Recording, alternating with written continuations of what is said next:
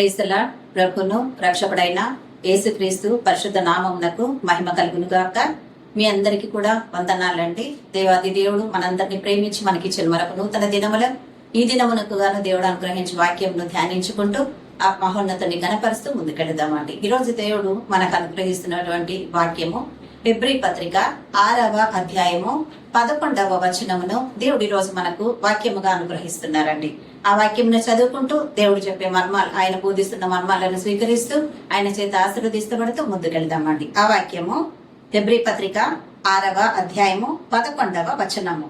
మీరు మందులు కాక విశ్వాసము చేతను ఓర్పు చేతను వాగ్దానములను స్వతంత్రించుకొని వారిని పోలి నడుచుకొనున్నట్లుగా మీలో ప్రతివాడును మీ నిరీక్షణ పరిపూర్ణమగు నిమిత్తము మీరు ఇది వరకు కనబరిచిన ఆసక్తిని తుదమట్టుకు కనబరచవలనని ఆపేక్షించుచున్నాము అని దేవుడు ఈరోజు ఈ వాక్యము ద్వారా మనతో మాట్లాడుతున్నారండి. ఇక్కడ హెబ్రీ సంఘానికి పౌలు రాస్తూ చెప్తున్నటువంటి మాట అండి.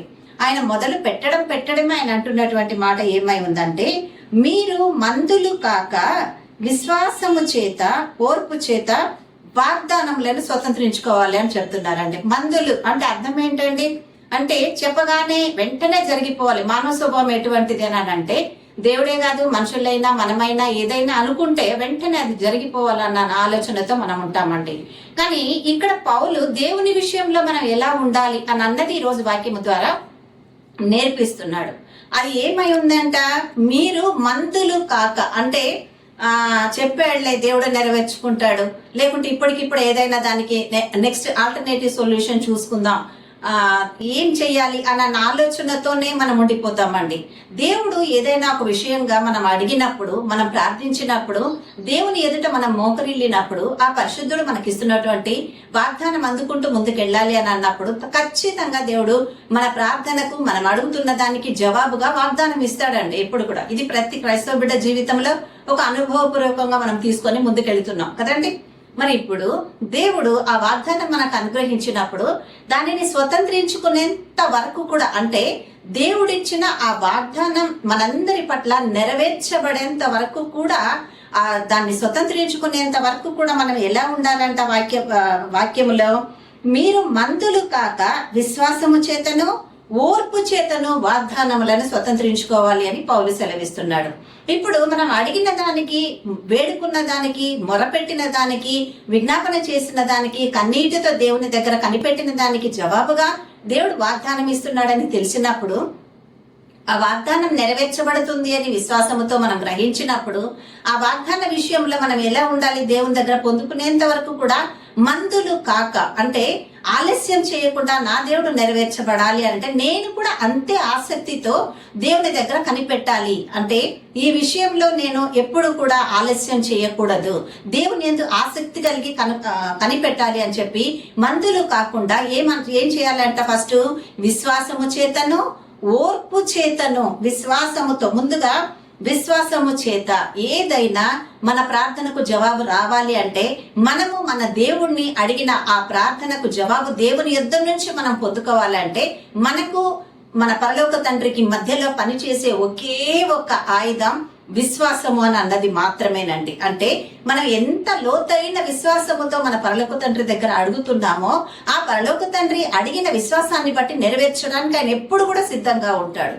మరి మందులు కాక విశ్వాసము చేతను, రెండవది ఓర్పు ఉండాలండి. ఏ విషయంలో మనం దేవుని దగ్గర అడుగుతున్నామో ఆ విషయంలో ఓర్పు కలిగి దేవుని దగ్గర విశ్వాసముతో కనిపెట్టినప్పుడు దేవుడిచ్చిన వాగ్దానాలను మనం స్వతంత్రించుకున్న వారిని పోలి నడుచుకున్నట్టుగా మీలో ప్రతివాడు అని అంటున్నాడు. అంటే ఓర్పును, సహనమును, విశ్వాసమును విడిచిపెట్టకుండా వాగ్దానమును స్వతంత్రించుకొని వారిని అని అంటున్నాడు.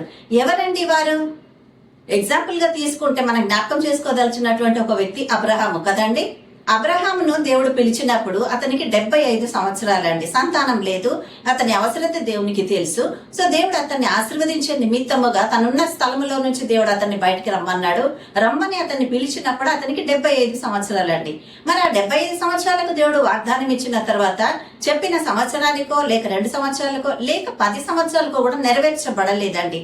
అంటే 25 సంవత్సరాలు దేవుని వాగ్దానము అబ్రహాము పట్ల నెరవేర్చబడడానికి టైం పట్టిందండి. అంటే ఆ టైం పట్టిన ఆ సమయంలో అబ్రహాం ఎలా ఉన్నాడండి?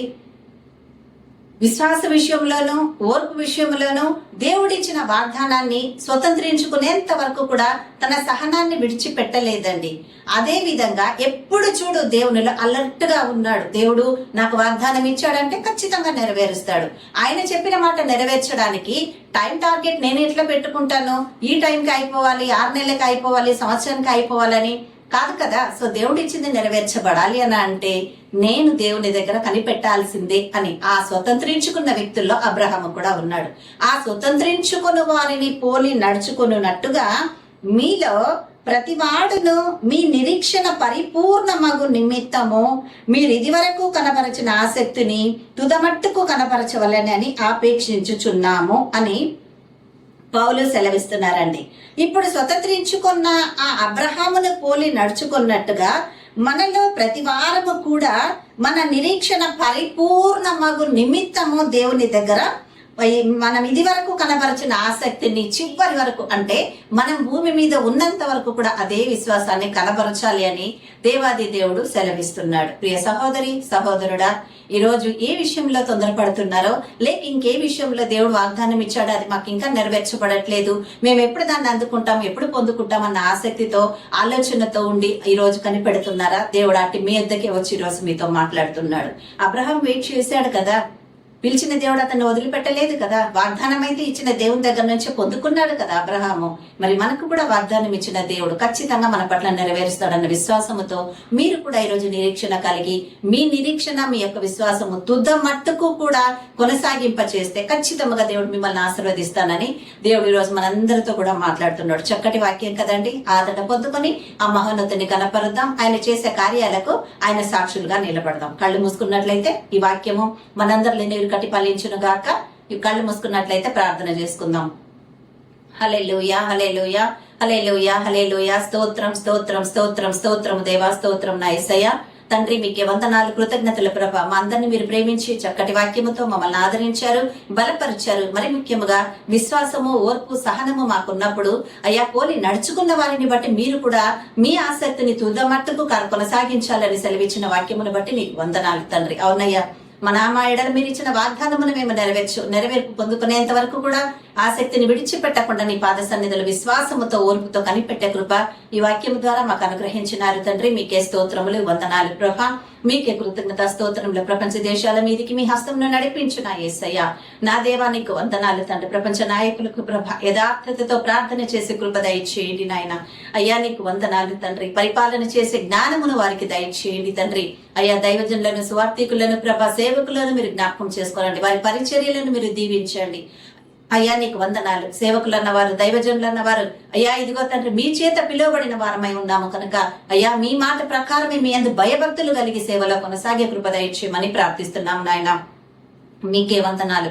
యవన బిడ్డలను జ్ఞాపకం చేసుకోనండి ప్రభ.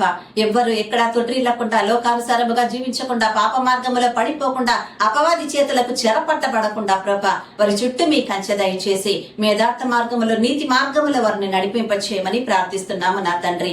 మీకే వందనాలు. ఏ బిడ్డలకైతే ఇంతవరకు వివాహాలు కాకుండా అంగలారుస్తూ మొరపెడుతున్నారో వారికి అందరికీ ప్రభ వివాహ జీవితాలను దయచేయమని ప్రార్థిస్తున్నాం. ఇంకెవరైతే సంతానం పొందుకోలేకుండా బాధపడుతున్నారో ప్రభ అయ్యా నా తండ్రి, ఆయా గర్భఫలము యెహోవా అనుగ్రహించి బహుమానమని సెలవిచ్చిన నీ వాక్కు ప్రకారము ఆ బహుమానములను నా బిడ్డలందరూ పొందుకుంటే కృప దయచేయమని వేడుకుంటున్నాం. ఈ రోజు ఎందరైతే జన్మదినాలు ప్రభ మరి వివాహ దినాలు జరుపుకుంటున్నారో వారిని అందరినీ కూడా మీరు ఆశీర్వదించి మీ కృపలో స్థిరపరిచి మీరు మాత్రమే మహిమ పొందమని సర్వోన్నతుడైన మీకు కృతజ్ఞత స్తోత్రములు, వందనాలు, స్తుతులు చెల్లించుకుంటూ మా ఈ ప్రార్థన అంతా కూడా మీ ఆశీర్వాదముగా మేమందరము కూడా అడిగి పొంది ఉన్నాము మా తండ్రి. ఆమేన్ ఆమేన్ ఆమేన్. హల్లెలూయా. అందరికీ వందనాలండి. ఈ వాక్యం ద్వారా ఆదరించబడి ఉన్నారని నమ్ముతున్నాను. ఇంకా అనేకులు కూడా వాక్యం తెలియని వారు ఈ లోకంలో ఉన్నారు.